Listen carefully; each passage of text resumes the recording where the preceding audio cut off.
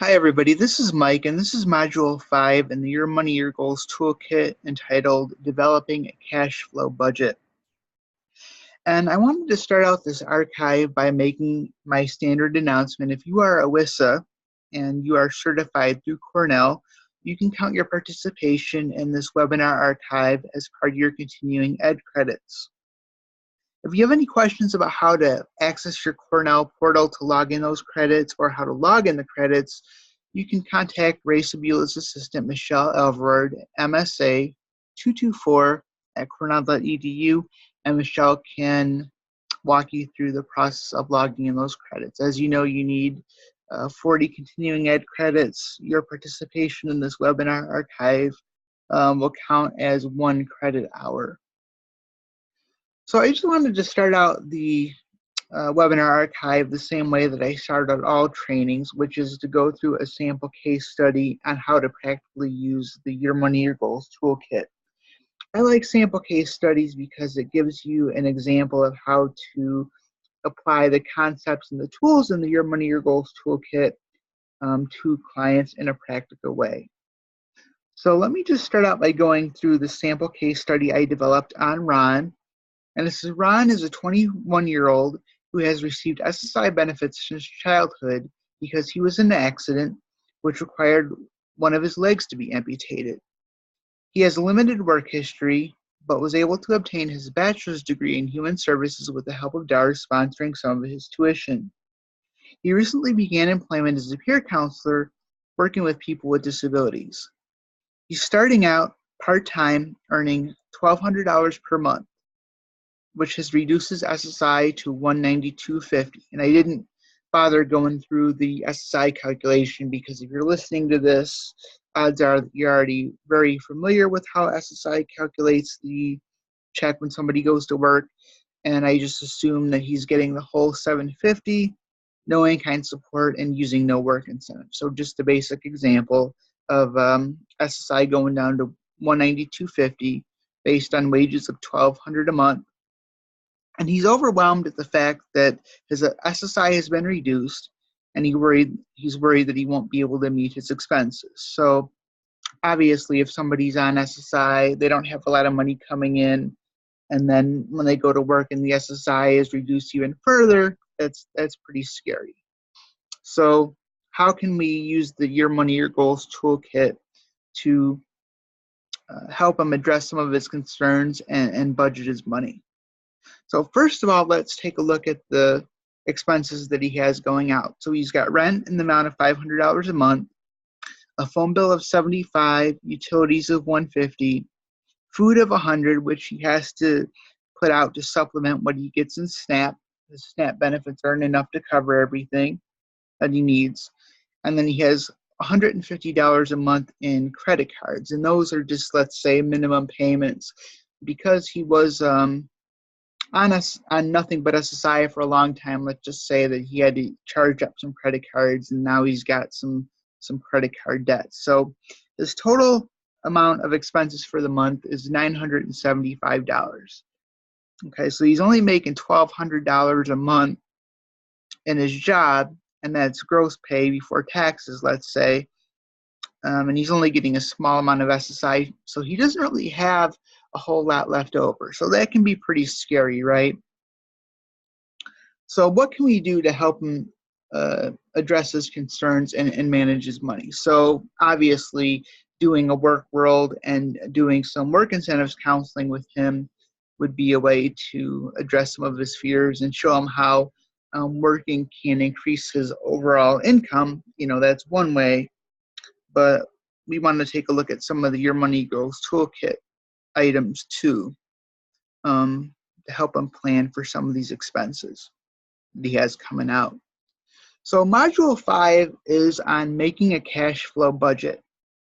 And a cash flow budget is a little bit different from a monthly budget in that a cash flow budget breaks down expenses week by week and based on the amount of expense that they have going out in that week. So rather than taking the monthly budget into consideration, a cash flow budget is looking at the client's expenses week by week and when those expenses are due during the month.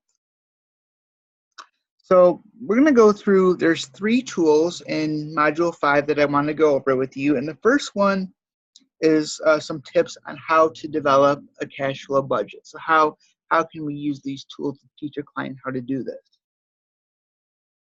So the tool starts out with a couple recommendations on how you can use these to help a client develop a budget. So first thing is for the client to keep track of everything that they earn and spend in a week, 2, 3 weeks, or a month. So it says you can use the income and financial resource tracker from Module 3 and the spending tracker from Module 4 to do this. So if you've gone through some of the previous webinar archives I've done, I've showed you in those trainings how to use the income and spending tracker. Second tool is to analyze your spending. So how much do you have coming in? How much do you have going out every month? And are there ways to cut your expenses? And I'll talk a little bit more about that in just a little bit. And then use this information to create a cash flow budget. You can use tool number 1, the cash flow budget tool, to complete this step, and tool number 2, the cash flow calendar, which I'll go through in just a couple minutes. It says your cash flow budget is about setting targets for how you will use your income going forward. So there are obvious expenses during the month that a client cannot cut or reduce at all, that are due on a set day every month. Things like rent, rent or mortgage, car payments, utilities. These are things that are due at specific times and have to be paid on time every month, and there's no real way to cut those expenses. So the cash flow budget is about prioritizing expenses like rent or mortgage, utilities, car payments, things that need to be essentially paid.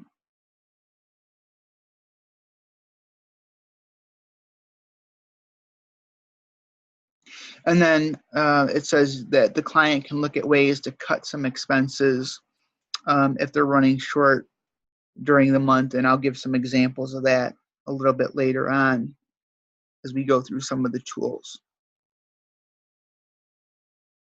So tool number 1 is how to actually develop a cash flow budget.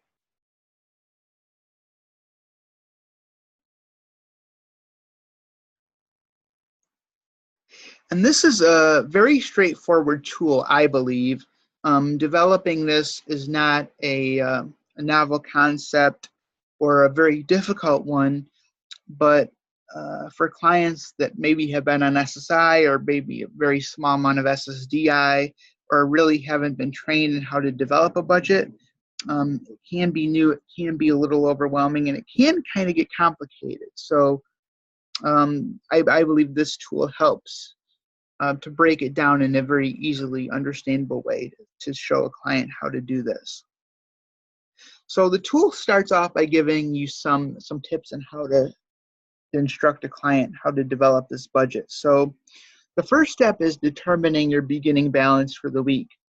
So obviously the beginning balance for every week is the ending balance from the week before. When a client starts a cash flow budget, they count the money that they have on hand in their pocket, on prepaid debit cards, or in a bank account, checking, or savings. And this will give them the beginning balance that they have to start with.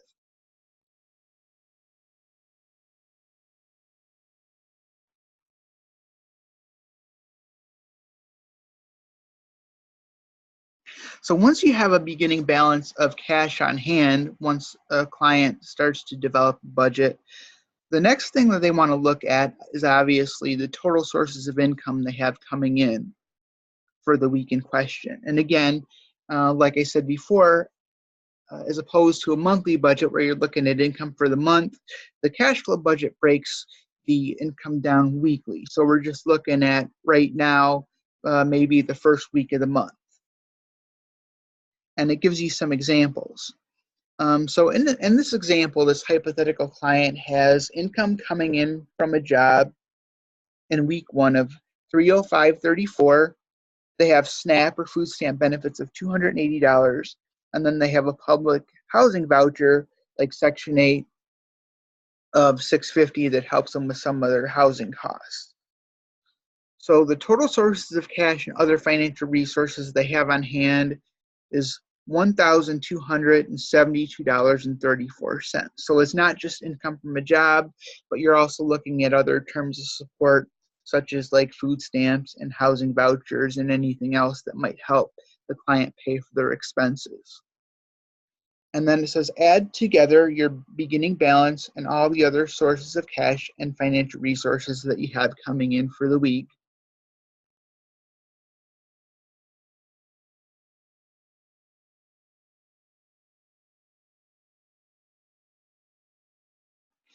And it says add your expenses and other uses of cash, such as savings and debt repayment for the week.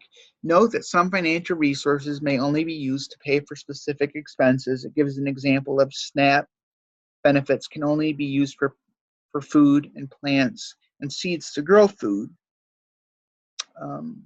Things like non-food items such as pet food, soaps, paper products, household supplies, grooming items, toothpaste, cosmetics, alcoholic beverages and tobacco, vitamins and medicines, any food that will be eaten at the store, such as prepared and hot foods.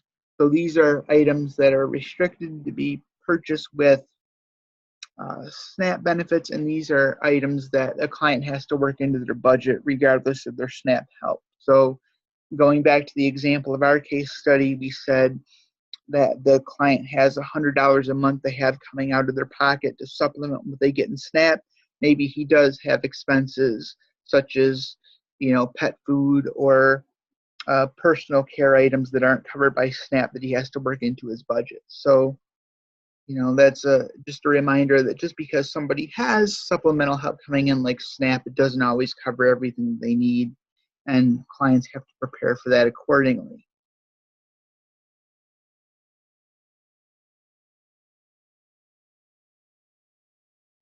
So next step, obviously, is once the client has totaled up everything that they have coming in income-wise for the week, they have to subtract their expenses from that to get their remaining balance for the week or whatever they have left. So it says subtract your total uses of cash and other financial resources from your total sources of cash and other financial resources. This will give you the ending balance for the week. It will show you whether you have enough cash and other financial resources to make it through the week. All right, so in week one, their beginning balance was $37. And again, we said they had $305.34 coming in from a job.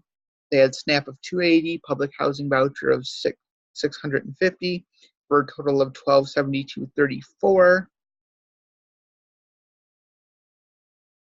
All right, and then in the next section, we look at what they have coming out of their budget for that week. So they have their housing payment of $650. They have $59.97 coming out for utilities, $180 for groceries, and $240 for transportation. You add that up, that totals $1,129.97. So the ending balance for the week is the total sources of income minus the total uses. So obviously total income minus total expenses. The remainder is what the client has to work with for the next week. So the ending balance for the week is $142.37. So if you go back to the beginning, planning for week 2, and looking at expenses that the client has coming out, the beginning balance for the week would be the ending balance for week 1, which is $142.37. So that's how much the client has to start with, and then they would budget accordingly from there, depending on whether they have Social Security benefits coming in the second week, or income from a job, or what have you.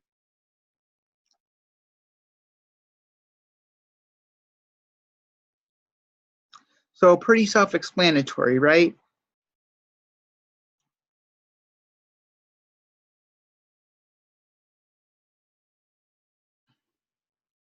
Next page is just a blank cash flow budget worksheet that you could actually print out and give to the folks that you're working with.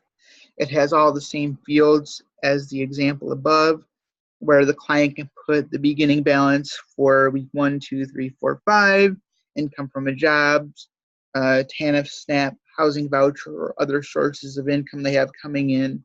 Maybe they have a family member or friend helping them with some expenses. Whatever that person contributes would go under other. And then there's some examples of some other expenses that the client might have coming out, like credit card payments, payday loans, or personal loan payments. Other debt, are they putting anything in a savings fund? Do they have anything like an ABLE account where they're putting money into, or a pass plan?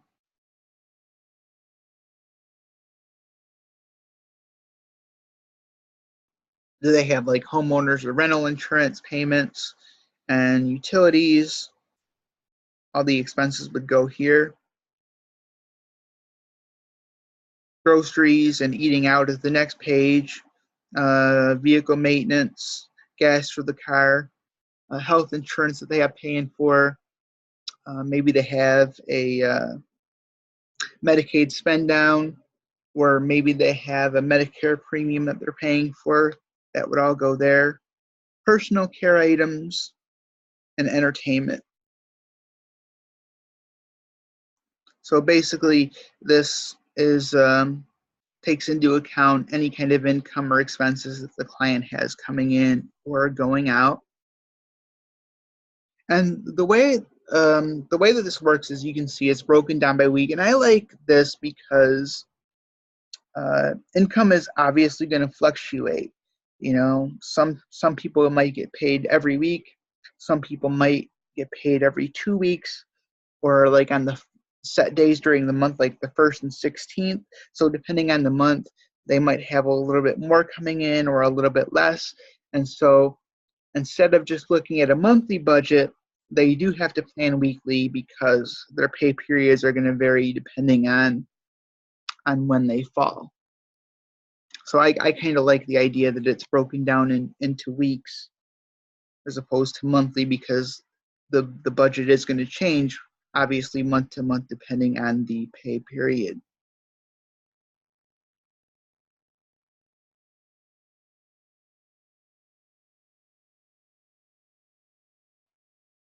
But going back to the example of Ron in the sample case study that I gave you, let's say he gets paid twice a month, and we said he makes $1,200.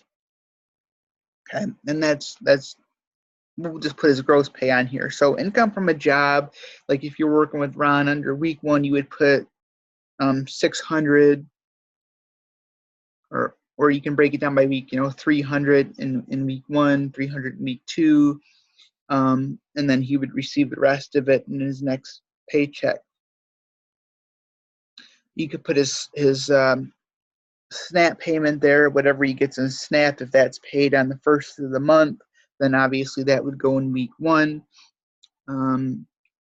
His public housing voucher, if he had one, if that was paid on the 1st of the month, that would go under week 1. But let's say, for example, he was on, instead of SSI that's paid on the 1st of the month, maybe he's on SSDI, and that doesn't get paid until the 3rd Wednesday of every month. In that case, it would go under week 3, whatever SSDI payment he got. So depending on what kind of benefits he got, that's going to change up his budget a little bit in terms of when he receives the money that he gets.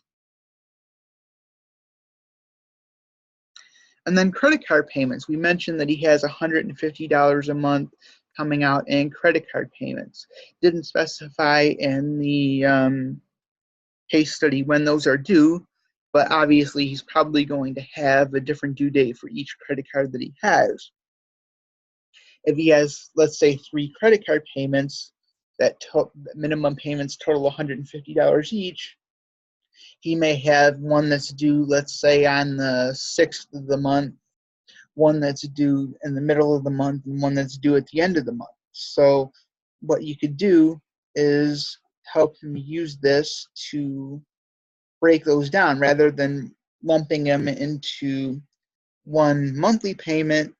Maybe we'd say he has $50 coming out in week 1. Then he's got another one due, another $50 payment due in week 2, and then another $50 payment, let's say, due in week 4. And so you would separate it out that way rather than lumping it all together.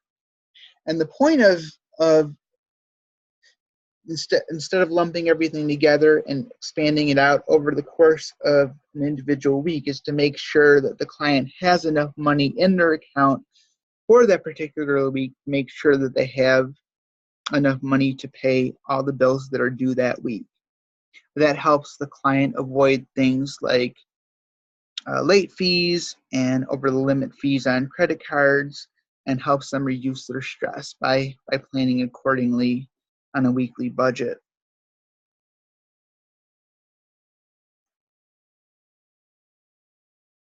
So that's tool 1, the cash flow budget.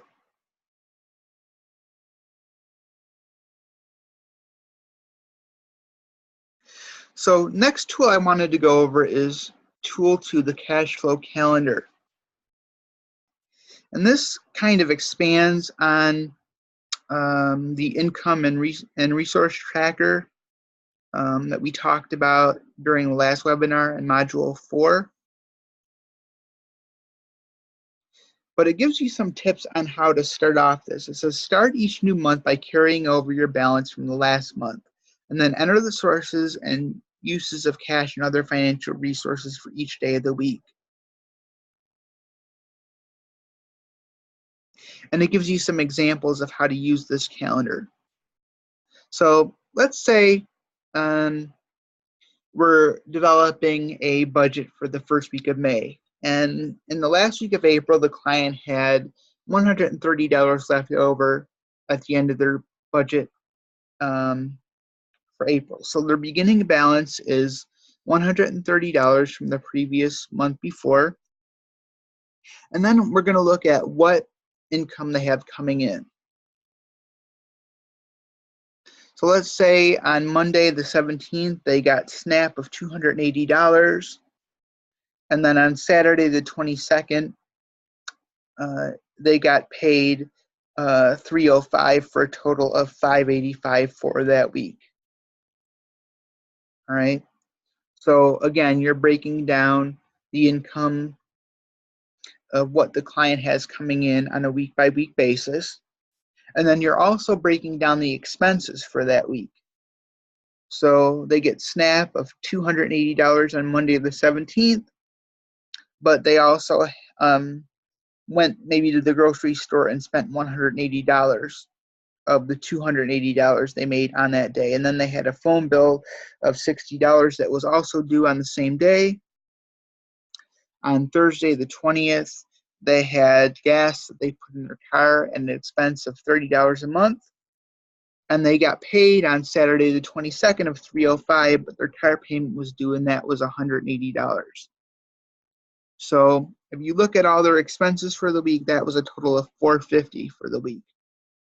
So they had $585 and they had expenses of $450. Right. So to get the ending balance for the week, obviously you would just take the beginning balance of what they had in the week prior, which we said in this example was $130. The total resources is $585, and that includes the food stamp benefits the client is getting, minus their total expenses for food, phone bill, gas, car payment is $450, and their ending balance is $265 for the week, including the $100 in SNAP benefits that they have not yet spent.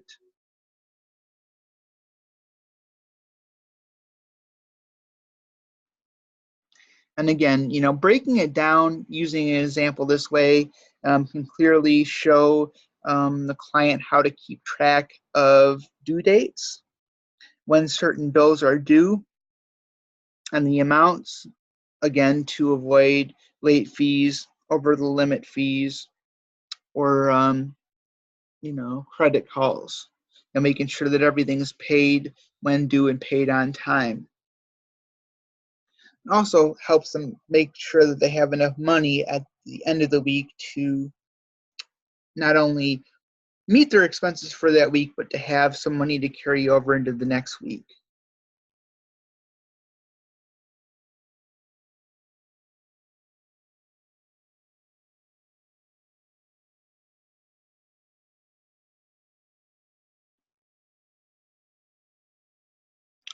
Next thing is just a blank cash flow calendar. Again, you can print this out and use it with the client.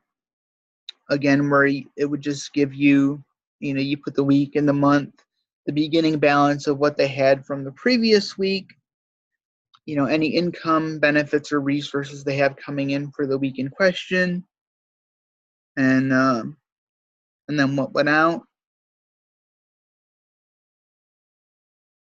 And then there's a place for them to put their beginning balance plus their income minus their expenses to calculate what they have left over at the end of the week.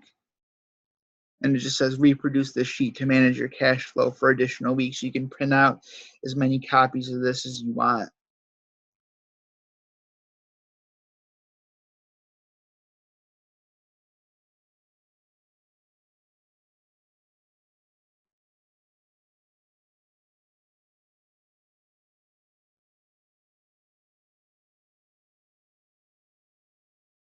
All right, so tool 3 is improving your cash flow checklist. So this is a list of strategies that Your Money, Your Goals recommends to help a client to reduce maybe some of their expenses that are feasible to reduce. I mean, like we said earlier, certain things, rent, utilities, car payments, loan payments. I mean, those are things that aren't really negotiable, but there are other ways to reduce expenses.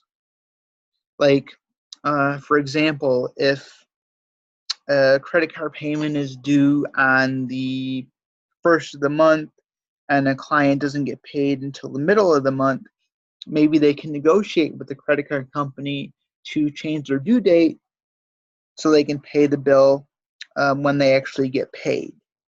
A lot of companies are willing to do that, and not just with credit cards, but maybe with utilities or whatever. As long as a client communicates with the company and says, well, my due date is X, but I don't get paid until X, can I change the due date? As long as the client keeps their agreement and pays when they said they're going to, most companies are willing to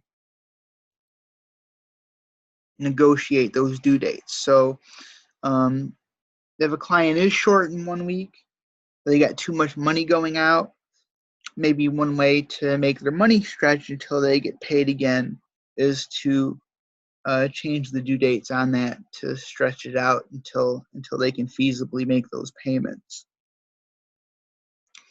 If negotiating a new payment arrangement is not possible or a new payment date, maybe they can negotiate splitting a large expense into 2 smaller payments. Maybe if a person is renting, the landlord would be willing to do that. It gives you an example here. An example is if $700 rent is due on the first of the month, see if you can make a $350 payment on the first and then another one on the 15th. Maybe not all landlords would be willing to do that, but some might. It wouldn't hurt a client to ask. If they don't have enough money coming in on the first, maybe they only get paid working part-time, they get paid twice a month. Maybe the only way they can feasibly pay the rent is by splitting it up and negotiating with the landlord to be able to do that. For some landlords, they're not really going to care because they're going to get their money regardless. And if a client has a good relationship with the landlord and they keep their agreement and pay when they said they're going to, most landlords might be willing to negotiate that. Another strategy for making money stretch and kind of reducing weekly expenses is to avoid large lump sum or periodic payments by making monthly payments, such as car insurance, for example. So it gives you an example of like a car insurance payment. You know, a lot of us pay that monthly, but not everybody can afford that. You know, they might not have the lump sum money sitting in the bank to pay the insurance bill when it's due. And so maybe splitting those expenses up, you know, by weekly or every 2 weeks might be a way to make their money stretch a little bit farther for the week. And it says you may have a small fee to make this arrangement, but may make handling these payments more manageable.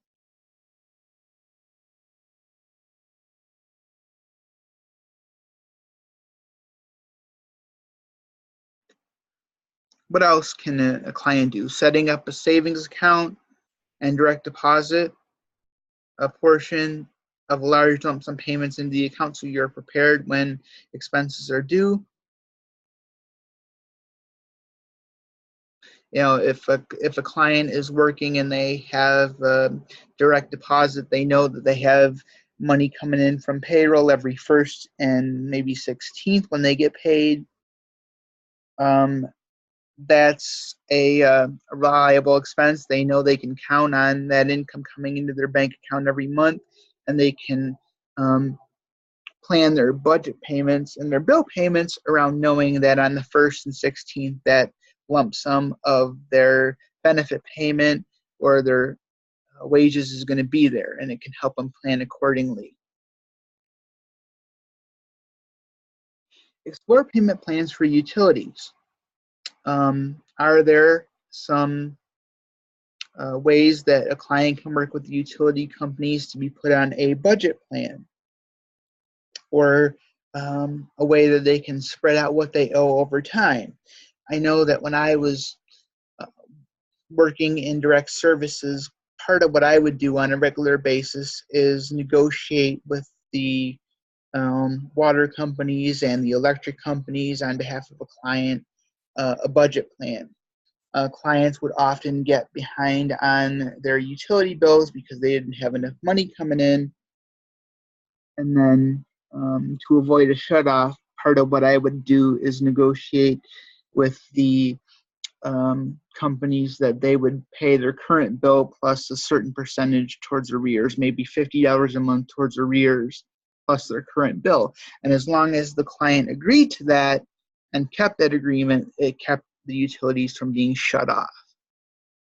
So sometimes negotiations like that are possible if a client can't afford their whole utility bill in 1 month, to negotiate those kind of arrangements where they can pay over time. Gives you an example of a time where the heating bills are high in the summer, or rather the cooling bills are high in the summer, and the heating bills are high in the winter. There are some situations there where maybe you might be able to spread those payments out. I know a lot of clients have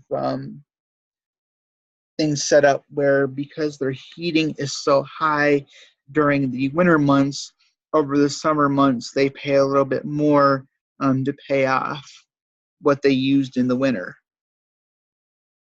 That could be something that could help a client make their money stretch a little bit farther. Do they qualify for any energy assistance programs like the HEAT program, the Home Energy Assistance Program, that can help pay for some of those heating bills or cooling bills?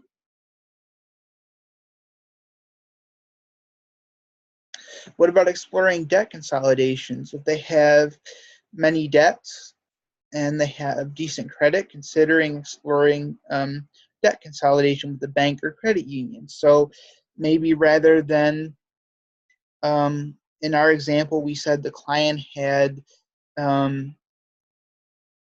monthly minimum credit card payments of $150 each. You know, obviously interest is really high on a lot of those credit cards depending on the client's credit score. You know, could they potentially get a loan from the bank or the credit union to pay off those credit card bills, maybe at a lower interest rate? save them some money on what they have going out over time. So it's a win-win for a client. Maybe in that situation, they get free of their credit card debt and their monthly payments are lower on the loan because the interest is lower. So there are a lot of different things that a client can do to make it more feasible for them to pay their bills on a weekly basis if they don't have enough to make it stretch.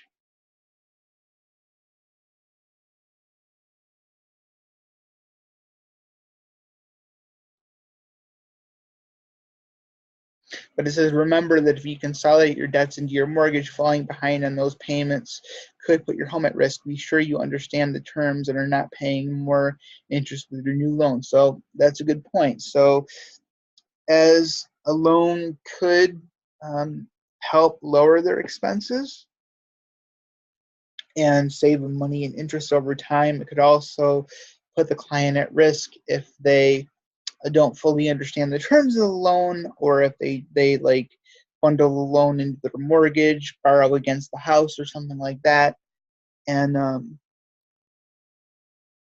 that could be a problem if a client doesn't fully understand the loan terms. So that's something that they should, obviously research thoroughly before making a decision on, but it is an option. Unfortunately, I had an elderly couple one time where that happened to. They had a farm. They lived in a rural area and their house was paid off, but their only income was Social Security, and they had both gone back to work part-time to try to make more money to pay the taxes and stuff on the house. Well, long story short, they ended up borrowing against the house to pay the taxes and to meet some of their living expenses. And they ended up losing the house because they got put in a position where they could no longer work to supplement their Social Security, and they couldn't pay back the loan on the house. So, that's a very real thing that happens to people. So that's something that people should obviously be aware of, though, before they make any decisions on whether to consolidate some of their debts.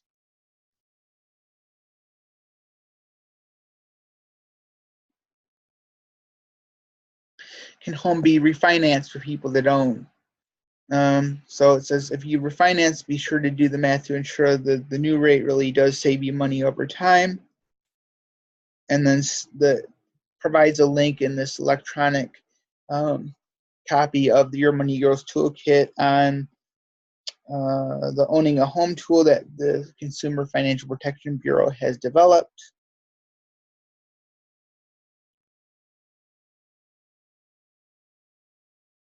If a client can't afford like a vehicle payment, consider selling the vehicle and purchasing a less expensive one. Or if they have high interest on an existing auto loan, could they refinance at a lower interest rate? CFPB also has a tool that you guys can check out in your own time about preparing to buy a vehicle.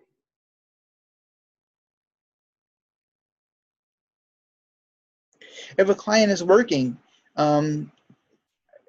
have they checked with the employer to make sure that the employer is withholding enough in taxes? Some of the things that can get people into trouble is if enough taxes aren't withheld during the year. When income tax time comes, they might end up owing a sizable portion of the government because not enough was withheld from their paychecks during the year. So this can help obviously ensure that when tax time comes, the client is not only not hit with a big tax bill, but they might actually have a refund if they make sure that the right amount of deductions are taken from the check. If you have a student loan, like a lot of us do, check to see if you have repayment options. Could the client get a consolidation loan at a lower interest rate? And CFPB, again, has developed a tool on paying for college that you guys can go through in your own time. I'm not going to take the time to do going through all those tools, but it's something you can look at on your own. And so that's it for the tools on Module 5. And before I end this webinar, I just want to remind you with a little disclaimer that I mention in every webinar is that you don't have to be a financial planner to use these tools, and you don't have to be a finance expert. If you are a VR counselor or a WISA, we don't expect you to sit down with the client and spend hours upon hours developing a budget either. These tools are just intended to be used for benefits planning purposes. You can give them an overview of some of the examples in the toolkit, and then the idea is to give them the tools that they need to develop these budgets, allow them to take them home and develop the tools on their own time. It's not your job to sit down for hours and hours to hash out these budgets, but rather to look at this as kind of like an information referral source on how to do it, and then putting it back on them to developing it on their own time. It's a way to put some responsibility back on the client in terms of taking responsibility for their finances and their budgets, making sure that their expenses are paid on time, and developing a feasible budget that they can follow practically. So it's not your responsibility to do it. All we're asking you to do is overview the tools with the client, and then and just putting it back on them, and making them take on some more responsibility in terms of their finances. So that is it for Module 5, and I will do Module 6 on dealing with debt and debt collectors next month. And as always, if you have any questions on any of the tools that I've reviewed in this webinar archive, you can call me 434-298-7652, or email me, Michael, michael.klinger, klinger, @gars.virginia.gov. I will be glad to go through any of the tools with you. Whenever you have a question, feel free to reach out. Also, if you need a copy of modules 1 through 4, I can send those out to you as well. I believe that those archives have already gone out to everybody, but if you need them again, let me know, and I will be glad to get those to you. As one more final reminder, I will send out an electronic copy of the toolkit with this webinar archive. Have sent out the webinar archive I have sent out the Your Money, Your Goals toolkit in electronic format rather prior, but I will be glad to send it again when I send this out. But if you do want some hard copies of the toolkit, just a reminder that any of the tools that you get from the Consumer Financial Protection Bureau are free of charge. You can order as many hard copies of this toolkit as you want, and you are free to make as many copies of the tools in the toolkit as you want. You can change them, amend them. These are not copyrighted. You can use them as any way that you see fit. For WISAs especially, if you're listening to this training and you want to use these tools with the client, that's a great way to get them thinking in terms of benefits planning. You can incorporate this into your work incentives counseling when you're talking a little bit to them about how work's going to impact their benefits and how they can plan for the changes when they go to work. And also, these tools might be a good thing for you to review in a staff meeting with a colleague, and encourage the use of these tools within your organizations as well. Our hope in doing these trainings, when I say our, I mean DARS, is that you would continue to use these tools with the clients you serve in practical ways. So I thank you for your time, attendance, and participation. Again, if you have any questions about the tools in this module or any of the other modules, please feel free to reach out. I would be glad to walk you through them. Thanks, and have a great day. Bye-bye.